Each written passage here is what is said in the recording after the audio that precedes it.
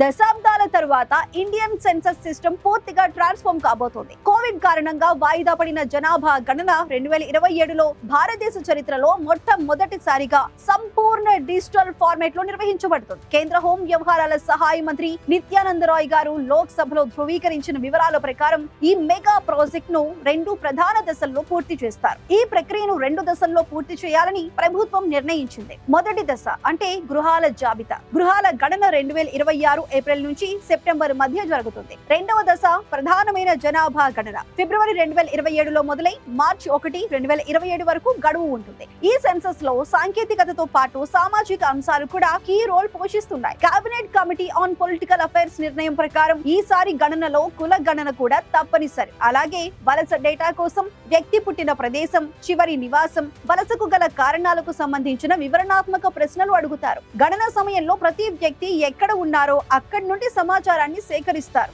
Digital census 2027లో ప్రత్యేకతలు ఏంటంటే పాత కాగితం ఆధారిత ప్రక్రియను పక్కన పెడుతూ ఈ డిజిటల్ సెన్సస్ అనే విప్లవాత్మక ఫీచర్స్ ను తీసుకొస్తోంది. స్వీయ జనాభా గణన పౌరులు తమ ఇళ్ల నుండే తమ మొబైల్ ల్యాప్టాప్ లో జనాభా లెక్కల పత్రాన్ని ఆన్లైన్ లో పూరించే అవకాశం ఉంది. వెబ్ పోర్టల్ ద్వారా తమ ఇంటి జాబితా ఐడిని నమోదు చేసి ఓటీపీ ధృవీకరణ ద్వారా ఫ్యామిలీ డీటెయిల్స్ ను సబ్మిట్ చేసి డిజిటల్ రసీదు పొందొచ్చు. GPS tracking, real time data ప్రతి ఎంట్రీని జీపీఎస్ ట్యాగింగ్ స్థాన ధృవీకరణతో రికార్డ్ చేస్తారు. క్షేత్ర స్థాయి పనిలో గణనదారులు కూడా మొబైల్ యాప్ల ద్వారా డేటా సేకరిస్తారు. ప్రతి ఎంట్రీ నేరుగా ఎన్క్రిప్షన్ తో సురక్షితమైన ఎన్ఐసి సర్వర్ కు అప్లోడ్ అవుతుంది. దీనివల్ల డేటా లాస్ సమస్య ఉండదు. రియల్ టైం డేటా అప్డేట్ అవుతుంది. సమర్థత, పర్యావరణ పరిరక్షణ ఈ పేపర్లెస్ విధానం వల్ల కాగితం ఆధారిత ప్రక్రియల్లో ఉండే నెమ్మది, దోషాలు, నకిలీలు, అధిక ఖర్చులు డ్రాస్టిక్ గా తగ్గిపోతాయి. ఇది పర్యావరణ పరిరక్షణకు కూడా మేలు చేస్తుంది. ఈ 2027 గణాంకాలు విడుదలైన తరువాత